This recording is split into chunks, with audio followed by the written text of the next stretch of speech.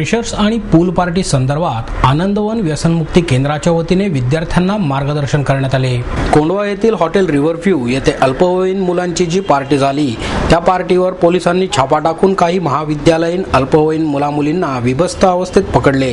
त्या अनुषंगाने विद्यार्थ्यांमधील वाढती व्यसनाधीनता लक्षात घेऊन विद्यार्थ्यांमध्ये व्यसनमुक्ती व्हावी आणि समाजामध्ये जनजागृती होऊन अशा पार्ट्यांना आळा बसावा यासाठी आनंदवन व्यसनमुक्ती केंद्र आणि महाराष्ट्र नवनिर्माण विद्यार्थी सेना यांच्या संयुक्त विद्यमाने मराठवाडा कॉलेज ऑफ कॉमर्सच्या सभागृहात एका चर्चासत्राचे आयोजन करण्यात आले होते। यावेळी भानुप्रताप बर्गे, अजय दुधाने, मनसेचे प्रशांत कनोजिया, ज्येष्ठ पत्रकार माळी आणि मराठवाडा कॉलेजचे जाधव सर आदी उपस्थित होते। व्यसन सोडवण्यासाठी आवश्यक असलेल्या उपचारांबरोबरच त्यांची मानसिकता जाणून घेण्यासाठी मानसोपचार तज्ज्ञांना बोलवण्यात आले होते। चित्रकला स्पर्धेच्या माध्यमातून त्यांचे मत जाणून घेण्यात आले। त्यावेळी काही मुलांच्या मनात गुन्हेगारी वृत्ती निर्माण झाल्याचे तर काही मुले पालकांकडून असमाधानी असल्याचे, त्यांना नैराश्य, न्यूनगंड आल्याचे किंवा त्यांच्यामध्ये क्रेज असल्याचे दिसून आले। नशा ही गंभीर समस्या झाली असून केंद्रात उपचार घेत असलेल्या 68 पेशंटपैकी 16 पेशंट हे व्हाईटनरचे व्यसन लागलेले आहेत। त्यामुळे याबाबत सातत्याने जागृतीपर उपक्रम राखण्याची गरज आहे असे मत दुधाने यांनी यावेळी व्यक्त केले।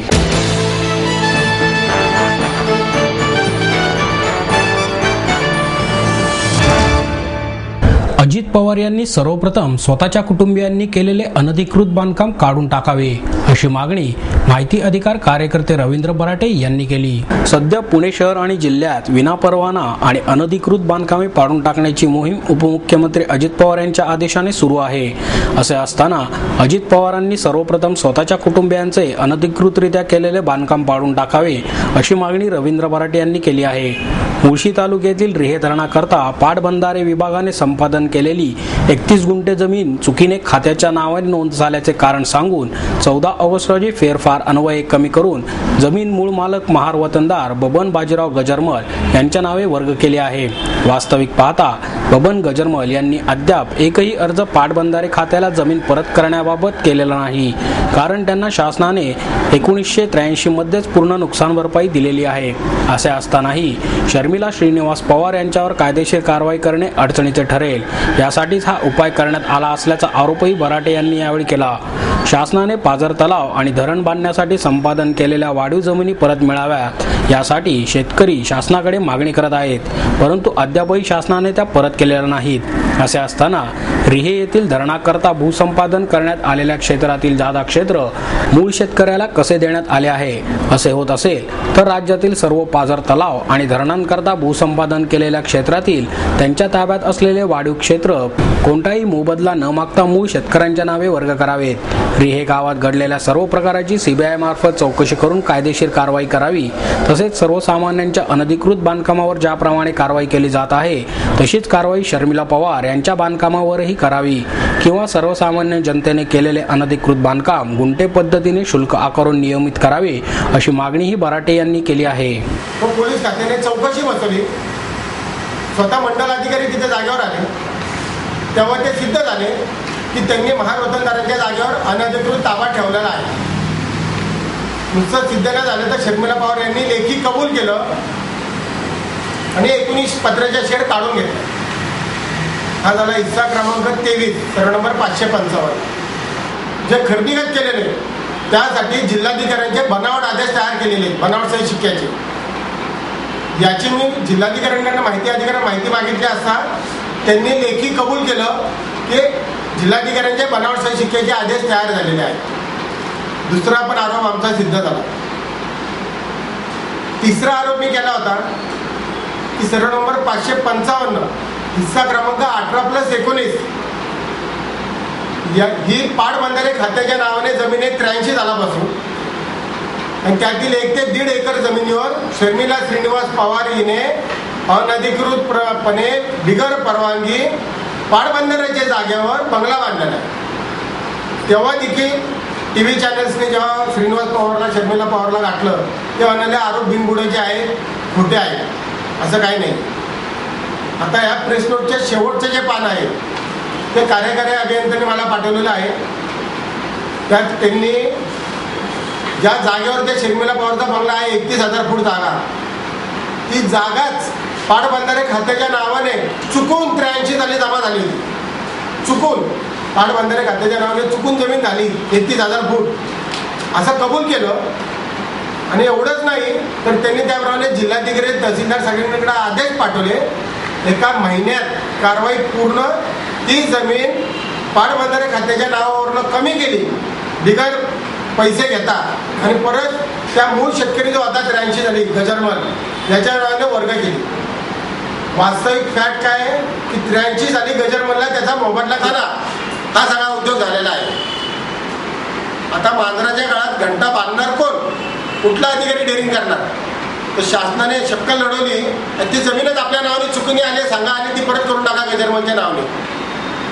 पण आता गजरमल जाणो आणि ते पवार जाणो असं करून त्यांनी ज्या पद्धतीने तो आदेश पारित केलेला आहे त्याप्रमाणे सातबारे देखील मी जोडला. प्रेस नोटच्या मागचं पहिलं पान हे 1953 साली 1953 ते 83 सालापर्यंत गजरमल कुटुंबियांच्या नावाने शेतकऱ्यांच्या नावाने आहे.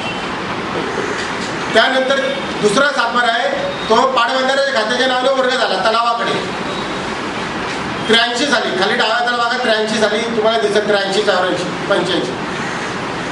आता त्याच्यानंतर एक फेरफार आहे तो लेटेस्ट आहे 2012 मधला 8व्या महिन्यात. त्या फेरफारमध्ये पाटबंधारे खात्याने सांगितलं की ही जागा आमच्या नावाने चुकून झाली त्याच्यावेळी परत मूळ मालकाच्या नावाने करा. त्याचं पूर्ण हिस्ट्री त्याच्यात आहे. त्या फेरफारच्या मागे पुन्हा तो सातबारा मूळ शेतकऱ्याच्या नावाने झाला. म्हणजे शेतकऱ्याचा सातबारा तलावाच्या नावाने पाटबंधारे खात्याचे पाटबंधाऱ्याचं नाव गेलं आणि परत शेतकऱ्यांच्या नावाने आलं. राज्यात शेकडो बाजार तलावाने धरणं बांधलेली आहेत. प्रत्येक वेळी शासनाने जे क्षेत्र त्यांना संपादित करायचं असतं त्याच्यापेक्षा थोडंसं वाढीव क्षेत्र ते कायम जमा करतात पहिल्यापासून करतात. कारण का धरणाची उंची कुठपर्यंत येणार आहे नक्की कसं होणार आहे हे त्यांना एकदम पहिल्या दिवशी कल्पना नसते म्हणून ते थोडं वाढीव क्षेत्र जमा करतात. धरणाची एकदा भिंत पूर्ण झाली की पाण्याची पातळी फिक्स होती. मग एकदा पाण्याची पातळी फिक्स झाली की वाढीव क्षेत्र पाण्याच्या बाहेरचं जे क्षेत्र असतं तर ते क्षेत्र लाखो शेतकरी गेले 50-60 वर्ष शासनाकडं चक्रा मारतायत की आमच्या जमिनी तुम्ही धरणासाठी घेतल्या होत्या.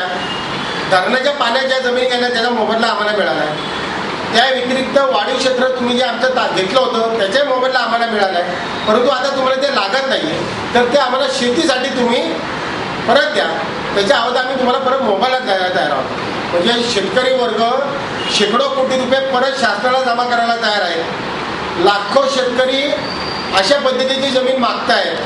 अशा वेळेला शासन सांगतं की सॉरी ही जमीन एकदा आम्ही भूसंपादन केली की कोणत्याही समवेगाने आम्ही तुम्हाला ती देऊ शकत नाही आम्ही ती तुम्हाला देणार नाही.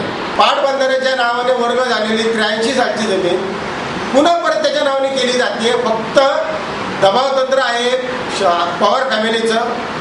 अजित पवारांना क्लीन चिट द्यायची आहे की त्यांच्या काळात असं काय झालं नाही पाटबंधारे मंत्री असताना. आणि आता शर्मिला श्रीनिवास पवारने आमच्या जागेत बंगलाच बांधला नाही त्याच्यावर आम्ही कारवाई करायची काय? परंतु माझी अशी मागणी आहे की अजित पवारच सांगतात की अनधिकृत बिगर परवाना बांधकाम पाडा. रोज पाडतायत. जर तुम्ही लोकांचे पाडताय तर स्वतःच्या वहिनीने सरकारी जागेवर अनधिकृत बांधकाम केलं बिगर परवाना ते का ना पाडत तुम्ही पहिलं? तेही ग्रामीण भागात आहे ना ते तुम्ही पाडत नाही. लोकांची घरं पाडा. एकदमच सगळी गोरगरीब लोकांची घरं रेग्युलराइज करा दंडा करून. नाही तर गरिबांचे पाडतात तर मग तुमचं घर पाडा प्रथम. त्याचबरोबरीने आता ही झाली केस लॉ पाटबंधारे खात्याची. जे 50-60 वर्ष शेतकरी जे लाखो हेक्टर जमीन शासनाकडनं परत मागतायत त्यांना तुम्ही घेत नव्हते जमीन तर आता तुम्ही आता प्रथा पाडली की शेतकऱ्याला जमीन परत करता येते. पण जे शेतकरी वर्ग आहे त्यांनी आता याची दखल घ्यावी. जे पीडित जे धरणग्रस्त शेतकरी आहे यांनी याची खूप गांभीर्याने दखल घेणे गरजेचं आहे. आणि शासनाकडे त्यांनी पुन्हा नव्याने एक अर्ज करावा की जर पवार फॅमिलीने वाचवण्यासाठी धरणग्रस्तांच्या जमिनी परत केल्या जात असतील तर आमच्याही जमिनी आम्हाला परत कराव्या.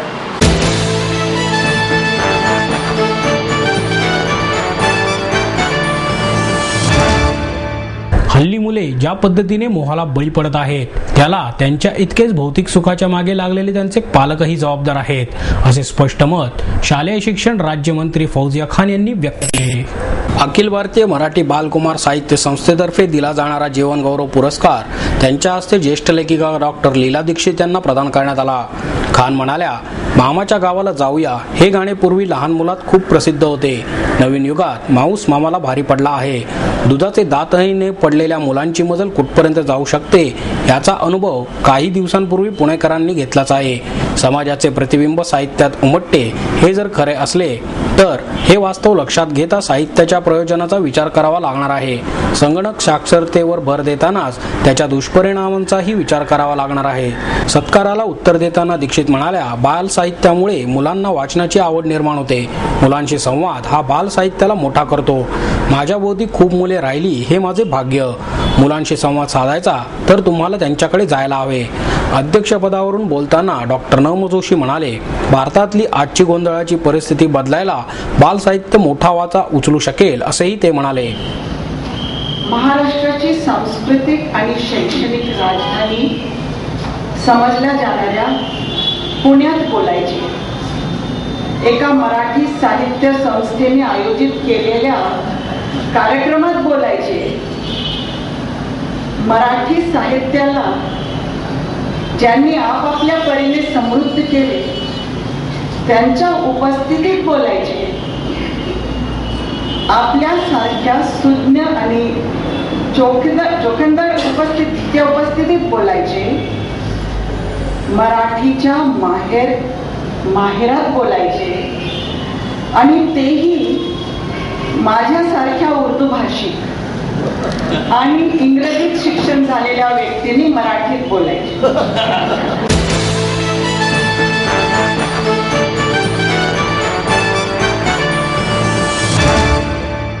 प्रसार माध्यमे ज्या पद्धतीने मांडतात तोच सिनेमा सर्वसामान्यांपर्यंत पोहोचत असल्याने खरा सिनेमा प्रेक्षकांपर्यंत पोहोचतच नाही अशी खंत फिल्म सिटीचे कार्यकारी संचालक लक्ष्मीकांत देशमुख यांनी व्यक्त केली. राष्ट्रीय चित्रपट संग्रहालय आणि federation of film societies of India यांच्या संयुक्त विद्यमाने चित्रपट रसास्वाद या शिबिराचे उद्घाटन देशमुख यांच्या हस्ते फिल्म आर्काइव्ह्ज थिएटरमध्ये करण्यात आले.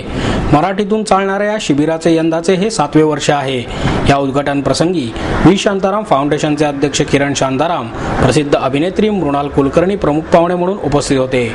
सिनेमाबद्दल देशमुख म्हणाले, चित्रपट म्हणजे लिखाण, अभिनय, नेपथ्य, नृत्य अशा विविध कलांचा मेळ आहे.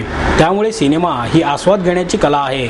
मात्र प्रसार माध्यमे ज्या पद्धतीने मांडतात तोच सिनेमा सर्वसामान्यांपर्यंत पोहोचतो. खरा सिनेमा हा प्रेक्षकांपर्यंत पोहोचतच नाही. सध्या हॉटेलिंग, शॉपिंग आणि सिनेमा हे एका स्तरावर आणून ठेवले आहेत. मात्र नागरिकांनी सिनेमा या कलेचा आस्वाद रसिक म्हणून घ्यावा. मृणाल कुलकर्णी म्हणाल्या, सिनेमा करणे, पाहणे ही याबाबत माझ्यात पॅशन आहे. एक अभिनेत्री म्हणून खूप मर्यादित काम असते, पण आपण कॅमेऱ्याच्या मागे येतो तेव्हा आपल्या जबाबदाऱ्या वाढतात आणि चित्रपट निर्मितीच्या क्षेत्रातील विविध अंगे पाहायला मिळतात. त्यामुळेच आता मी कॅमेऱ्याच्या मागे जाऊन काम करण्याचा निर्णय घेतला आहे.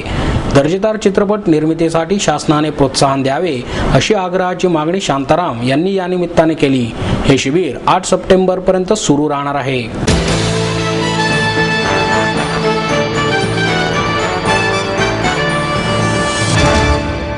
इंदू मिलची जागा डॉक्टर बाबासाहेब आंबेडकर यांच्या स्मारकासाठी मिळावी या मागणीसाठी 6 सप्टेंबरला रिपब्लिकन पक्षाच्या वतीने महामोर्चा काढण्यात येणार आहे. फुले, शाहू, आंबेडकर विचारांच्या संस्था, संघटनांनी एकत्र येऊन मुंबई येथील इंदू मिलच्या जागेवर भारतरत्न डॉक्टर बाबासाहेब आंबेडकर यांचे स्मारक उभारावे या मागणीसाठी 6 सप्टेंबर रोजी पुण्यात महामोर्चाचे आयोजन करण्यात आले आहे.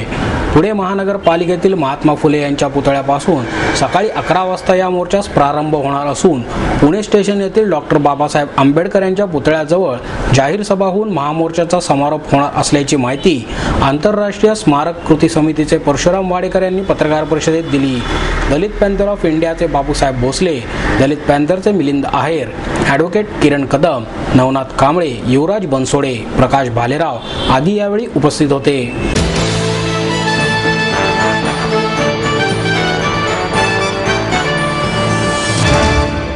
आणि याबरोबरच हे बातमीपत्र संपलं. पुन्हा भेटूया उद्या याच वेळी. नमस्कार.